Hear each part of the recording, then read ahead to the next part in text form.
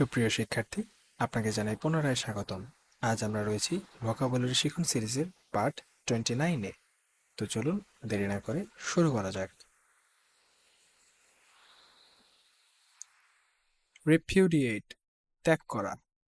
এখানে এই ওয়ার্ডের পিইউডি, এই পার্টটুকুকে আমরা ফোকাস করে এই টেকনিকটা মনে রাখবো যে পুডিং খেতে আবারও অনুরোধ করছিল, তাই স্থান ত্যাগ করেছে।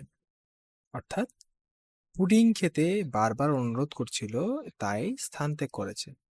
এত পুডিং খেতে পারতেছে না। তাহলে রিপিউডিয়েট, রি অর্থ আবার, আর পিইউডি দিয়ে পুডিং, তাহলে রিপিউডিয়েট অর্থ ত্যাগ করা। রিসাইন্ড, বাতিল করা। রিজাইন এবং রিসাইন্ড দুটির উচ্চারণ কিন্তু কাছাকাছি, একটা সাদৃশ্যতা আছে। তাহলে রিসাইন্ড অর্থ ত্যাগ করা। রেজলিউট, সংকল্প করা। সলিউট পার্টটুকুকে আমরা ফোকাস করে টেকনিকটা মনে রাখবো। সলিউট থেকে সলিউশন, আর সলিউশন অর্থ সমাধান।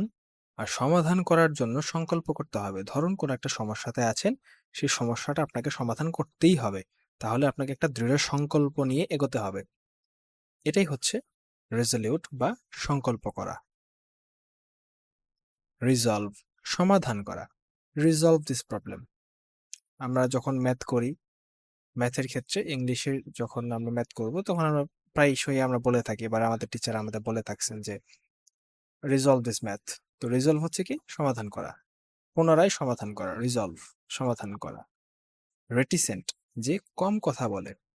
এখানে সেন্ট পার্টটুকুতে আমরা ফোকাস করব। সেন্ট আর ইংলিশের আরেকটা ওয়ার্ড সেইন্ট, দুটা উচ্চারণ সাদৃশ্যপূর্ণ, কাছাকাছি। তাহলে রেটিসেন্ট অর্থ যে কম কথা বলে। এটার টেকনিক হলো সেইন্ট বা সাধুরা কম কথা বলে। যত সাধু দরবেশ আছে, তারা যেহেতু তপস্যায় লীন থাকে, তাই তারা কম কথা বলে। তাহলে রেটিসেন্ট অর্থ যে কম কথা বলে। রেভারেন্ট, শ্রদ্ধাশীল। এখানে আমরা রিভার পার্টটুকুতে ফোকাস করব। হ্যাঁ, রিভার, এই পার্টটুকু ইংলিশ ওয়ার্ড রিভারের মতো শোনায়। তাহলে নদীমাতৃক দেশে রিভারকে সবাই সম্মান করে। যেহেতু আমাদের বাংলাদেশ একটি নদীমাতৃক দেশ, এখানে অজস্র নদী রয়েছে, ছোট বড়। তাই আমরা যেহেতু নদী পথটাকে ব্যবহার করি, নদীকে সম্মান করি, নদী আমাদের অর্থনীতিতে অনেক গুরুত্বপূর্ণ ভূমিকা পালন করে, তাই নদীকে আমরা সম্মান করি। এই যে নদীকে সম্মান করা, নদীমাতৃক দেশে নদীকে সম্মান করা বা রিভারকে সম্মান করা, এইটা দিয়ে আমরা মনে রাখবো রেভারেন্ট অর্থ শ্রদ্ধাশীল। সেজ, জ্ঞানী। অ্যাস দিয়া আমি শেষ ওয়ার্ডটা মনে রাখি, এবং এজ অর্থ বয়স, তাহলে সেজ, শেষ বয়স। তাহলে শেষ বয়সে কি হয়? মানুষ জীবনের অভিজ্ঞতায় জ্ঞানী হয়ে যায়, অর্থাৎ শেষ বয়সে জ্ঞানী হয়। তাহলে সেজ অর্থ জ্ঞানী। স্যালুব্রিয়াস, স্বাস্থ্যবান। এখানে স্যালু এবং ব্রিয়ার আই, এই পার্টটুকুতে আমরা যদি এটুকু মনে রাখি, সালুব্রো। তো আমরা সবাই জানি বলিউডে সালমান খানকে সাল্লু বলা হয় সংক্ষেপে, আমরা তো তাকে সবাই চিনি। তাহলে সালমান ব্রো, সালমান ব্রো। আর আমরা সবাই জানি যে সালমান খান একজন ভালো অভিনেতা এবং তার বডি ফিটনেস খুব ভালো। তাহলে সালমান ভাই স্বাস্থ্যবান, অর্থাৎ স্যালুব্রিয়াস অর্থ স্বাস্থ্যবান। স্যাংশন, অনুমোদন দেওয়া। পাবলিক প্লেসে ফাংশন করতে স্যাংশন দরকার হয়। এই টেকনিকে আমরা মনে রাখবো। স্যাংশন হচ্ছে কি? অনুমোদন।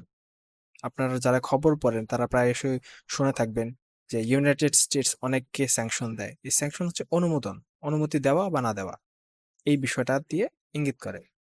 তাহলে স্যাংশন অর্থ অনুমোদন দেওয়া। স্যাটিয়েট, সন্তুষ্ট করা।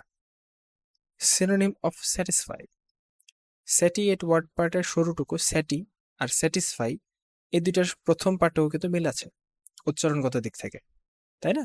স্যাটি, স্যাটিসফাই। তাহলে আমরা মনে রাখবো স্যাটিয়েট অর্থ স্যাটিসফাইয়ের মতো, সন্তুষ্ট করা। আজ এ পর্যন্তই। ভালো থাকবেন, সুস্থ থাকবেন, ভালো করে পড়াশোনা করবেন। ধন্যবাদ।